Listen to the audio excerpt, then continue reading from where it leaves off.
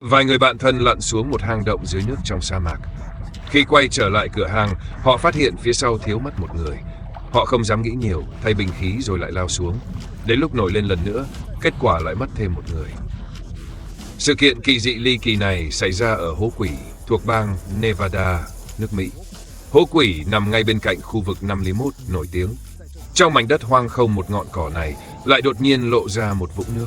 Nhìn từ trên xuống, chẳng khác gì một con lạch nhỏ không có gì đặc biệt. Hàng rào vây quanh là để bảo vệ một loại sinh vật đặc thù có tên là cá hố quỷ. Nó dài không qua 2-3 phân, toàn thân óng ánh sắc xanh ngọc trai, là loài cá hiếm nhất từng được biết đến trên trái đất. Toàn cầu chỉ còn hơn 100 con. Năm 1952, Tổng thống Truman đã đặc biệt ký lệnh quy định hố quỷ vào khu bảo tồn quốc gia. Nhưng điều người ta thực sự tò mò trước nay chưa bao giờ là con cá nhỏ này, mà là hang động bí ẩn ẩn giấu bên dưới vũng nước. Năm 1964, đội thám hiểm hang động do thợ lặn chuyên nghiệp Jim của California dẫn đầu đã vào sâu trong hố quỷ để nghiên cứu khoa học. Trải qua mấy chục lần lặn xuống, họ dần làm rõ diện mạo thực sự của hang này. Từ mặt nước trở xuống, 10 mét đầu tiên là môi trường sống chính của cá, ánh sáng vẫn có thể xuyên thấu tới đây. Xuống tiếp nữa sẽ vào một đoạn đường hầm gọi là hành lang chính. Bên phải hành lang chính đường nhánh chi chít như mê cung vươn vào bóng tối, cực kỳ dễ lạc đường. Lặn tới khu vực khoảng 50 mét, đường hang thắt hẹp đột ngột, hiện ra một cửa mở hình phễu. Xuyên qua đây, trước mắt bỗng nhiên rộng mở. Đây là một đại sảnh dài 91 mét, rộng 12 mét, được gọi là hẻm núi Acre. Jim sau đó nói với truyền thông rằng vách hang ở đó rực rỡ sắc màu, là loại đá vôi đẹp nhất mà anh từng thấy trong đời. Qua khúc xạ của ánh sáng nước, cứ như lạc vào một thế giới cổ tích huyền ảo. Xuống tới 100 mét, vách hang co hẹp dần thành một đường hầm dài và hẹp. Jim gọi nó là mắt nước. Xuyên qua đây, hang động lại một lần nữa rộng mở. Đây là một không gian chưa biết sâu hun hút chẳng thấy đáy. Đến nay chưa có người nào chạm tới. Thám hiểm của Jim được truyền thông đưa tin rầm rộ. Những mô tả của anh về cảnh đẹp trong hang khiến vô số người mê lặn ngứa ngáy khôn nguôi. Trong đó có 4 chàng trai trẻ quyết định đi thám hiểm thử một phen. Họ lần lượt là Paul, David cùng hai anh em Jack và Bill. Paul 19 tuổi, là công nhân ở canteen một nhà máy thử nghiệm hạt nhân gần đó. David 20 tuổi, là nhân viên giữ xe ở sòng bạc Las Vegas, mấy tháng trước vừa cưới chị gái của Paul. 4 người đều mới 19, 20 tuổi, đều là tay mới lặn, kinh nghiệm lặn hang gần như bằng không. Nhưng trẻ trâu không sợ cọp. Tối ngày 19 tháng 6 năm 1965, 4 người mang theo một đống thiết bị nghiệp dư lái xe tới hố quỷ. Nhân lúc trời tối, họ tìm chỗ hổng ở hàng rào lén chui vào trong. Gần đến giờ xuống nước, người anh Jack đột nhiên lùi bước, quyết định ở lại cửa hang tiếp ứng. Cuối cùng chỉ có Paul, David và Bill, 3 người lao mình xuống nước. Họ đặt trước một bộ bình khí giảm áp ở vùng nước nông, rồi một đường đi xuống, xuyên qua phễu, vào tới hẻm núi Eck. Vách hang rực rỡ muôn màu, ánh nước lung linh chảy trôi, cảnh tượng kỳ ảo trước mắt khiến 3 người quên hết mọi sự, hoàn toàn không ý thức được càng xuống sâu ánh sáng càng tối mờ. Bất giác họ đã lặn xuống khoảng 90 mét. Độ sâu này, ngay cả đối với thợ lặn hang chuyên nghiệp cũng là cực hạn, mà thứ họ dùng chẳng qua chỉ là thiết bị nghiệp dư bình thường nhất. Cho đến khi Bill phát hiện khí sắp hết, 3 người mới bừng tỉnh, bắt đầu men theo dây bơi ngược lên trên. Khi quay lại điểm giảm áp, Bill và David lại phát hiện Paul không bám theo. Ban đầu tưởng là do cậu ấy nổi lên chậm, cũng không quá để tâm.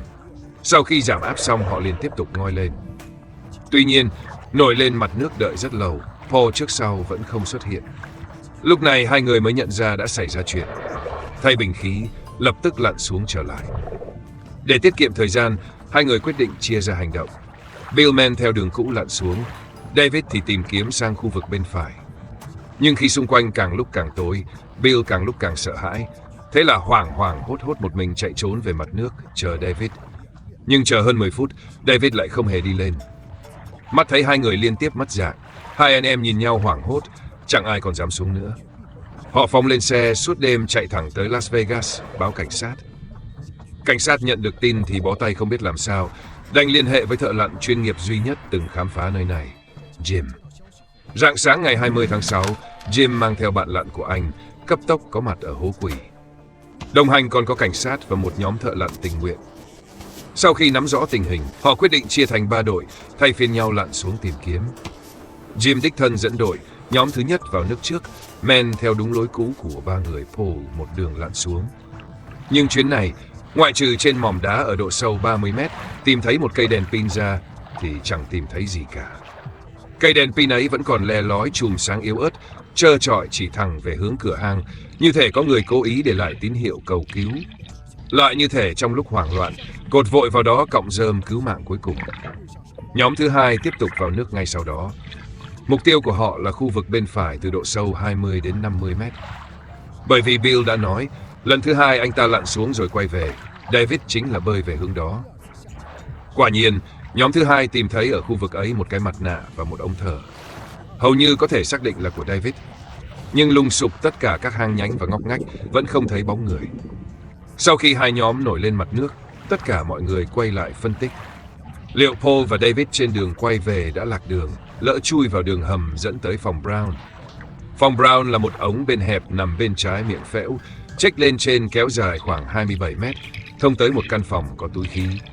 Mặt nước ở đó ngang bằng với cửa hang, nói rõ nơi đây không hoàn toàn bịt kín. Hẳn là có kênh dẫn nhỏ thông với thế giới bên ngoài. Nếu hai người thực sự bơi vào trong đó, tìm thấy túi khí, vậy thì họ vẫn còn một hơi thở. Suy đoán này khiến mọi người nhóm lên một tia hy vọng. Nhóm thứ ba lập tức chuẩn bị xuống nước. Nhưng chuyến này là chuyến hung hiểm nhất trong toàn bộ chiến dịch tìm kiếm cứu nạn. Họ buộc phải lặn trước xuống chỗ phễu, rồi rẽ vào đường hầm dẫn tới phòng Brown. Bởi vì đường hầm một mạch đi lên, trước khi vào phòng Brown còn phải thực hiện giảm áp một lần. Lùng sục xong không gian túi khí, lại phải từ đầu kia rơi thẳng đứng xuống, men theo đường hầm nối quay trở lại chỗ phễu. Tiếp đó bắt đầu nổi lên, lại làm giảm áp lần thứ hai. Chỉ riêng việc nói ra quy trình này cũng đủ khiến bất kỳ thợ lặn nào dày dạn kinh nghiệm phải căng cứng dây thần kinh. Tuy nhiên, lùng sục toàn bộ phòng Brown xong, vẫn trống rỗng chẳng có gì. Tia hy vọng ấy bị dập tắt hoàn toàn. Lúc này, trong lòng mọi người đều rõ, Paul và David rất có khả năng đã thiệt mạng. Họ hẳn đã mất phương hướng trong bóng tối, rơi thẳng xuống vực sâu hang động. Cái không gian chưa biết sâu không thấy đáy kia. Việc phải làm tiếp theo không còn là cứu người nữa, mà là trục vớt thi thể. Thế là Jim dẫn bạn đồng hành lần thứ tư lặn vào trong nước. Lần này trực tiếp xuống tới dưới nước 100 mét. Điều này đã vượt xa giới hạn an toàn của lặn thông thường. Ở độ sâu này, nitơ sẽ như rượu cồn ăn mòn đại não, khiến người ta choáng váng đầu óc, sinh ra một kiểu hưng phấn và tự tin khó hiểu. Cảm thấy mình không gì không làm được, rồi trong lúc chẳng hay biết gì mà đưa ra những phán đoán chết người. Jim sở dĩ có thể chịu đựng nổi là bởi vì anh lâu năm chuyên tập luyện khả năng chống say nitơ. Còn Paul và David chẳng qua chỉ là hai chàng trai trẻ, ngay cả kinh nghiệm lặn hang cơ bản cũng không có. Hai người lùng sục đi lùng sục lại trong lòng hang tối đen ấy, vẫn không thu hoạch được gì. Nhưng thứ thực sự khiến Jim lạnh sống lưng chính là cảnh tượng dưới chân. 100 mét không phải là đáy hang. Xuống nữa là một đường hầm hình trụ thẳng đứng, tối đen như cái miệng há to nuốt chửng tất cả. Jim thả một sợi dây buộc vật nặng xuống đường hầm ấy. Sợi dây từng mét một chìm xuống. 284 mét toàn bộ thả ra hết, vẫn chưa chạm đáy. Cũng có nghĩa là độ sâu thực tế của hố quỷ ít nhất phải trên 380 mét. Jim tìm thấy trên mỏm đá ở độ sâu 100 mét một ít mảnh vỡ thiết bị. Anh tin rằng Paul và David chính là đã cạn hơi thở cuối cùng ở gần đây, rồi chìm một mạch xuống dưới, biến mất trong đường hầm không đáy đó. Với kỹ thuật lúc bấy giờ, căn bản không thể nào lặn xuống thêm nữa. Hai người buộc phải từ bỏ tìm kiếm trở về mặt nước. Khoảnh khắc Jim nổi lên khỏi mặt nước, trên bờ một mảnh im lìm. Anh kể lại toàn bộ tình hình dưới nước cho mọi người. Gia đình nạn nhân suy sụp ngay tại chỗ. Mẹ của David ngồi sụp xuống đất, đau đớn khóc không thành tiếng. Còn Paula, vợ của David, chỉ trong một ngày đã đồng thời mất đi chồng và em trai. Hai chàng trai trẻ cứ như vậy biến mất vĩnh viễn trong lòng hố quỷ sâu thẳm, thi thể đến nay chưa được tìm thấy. Sau khi sự cố xảy ra, chính quyền lấy lý do bảo vệ ca hố quỷ, phong tỏa triệt để cửa hang, cấm bất kỳ hình thức lặn và hoạt động nghiên cứu nào. Thế giới dưới lòng đất từng khiến bao người hướng lòng say mê, từ đó không còn ai đặt chân đến nữa. Nhưng câu chuyện về hố quỷ không vì thế mà kết thúc. Năm 1991, cơ quan khảo sát địa chất Hoa Kỳ phái ra 3 thợ lặn hàng đầu lặn xuống trở lại. Lần này họ đã xuống tới dưới nước 133 mét, sâu hơn giới hạn năm xưa của Jim tới 30 mét. Tuy nhiên, Họ phát hiện thứ mình tiến vào không phải là khoảng không gian vô hạn như Jim mô tả, mà là một đường hầm hẹp hoàn toàn mới kéo dài xuống dưới, vẫn không thấy đáy. Nói cách khác, kết cấu của hố quỷ phức tạp hơn xa tất thảy những gì người ta tưởng tượng. Nó không phải là một cái hang, mà là cả một hệ thống mê cung cắm sâu vào trong lòng vỏ trái đất. Thực ra, các nhà khoa học sau này phát hiện hố quỷ chẳng qua chỉ là một cánh cửa sổ. Bên dưới nó là cả một hệ thống nước ngầm bị chôn vùi sâu hàng cây số dưới mặt đất, chứa nước thấm xuống từ những dãy núi nơi xa từ hàng vạn năm trước. Chúng men theo những tầng đá ngầm mà chảy chậm rãi, cuối cùng bị một đường đứt gãy, địa chất ép phun lên khỏi mặt đất ngay tại chỗ này, hình thành nên vũng nước nhìn có vẻ tầm thường ấy. Điều chứng minh rõ nhất hệ thống nước ngầm này khổng lồ tới mức nào, đó là một hiện tượng khó có thể tin nổi.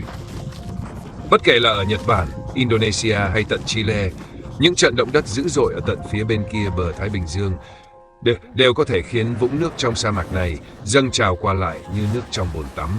Sóng cuộn lên, thậm chí có thể vỗ tới vách hang cao tới 2 mét.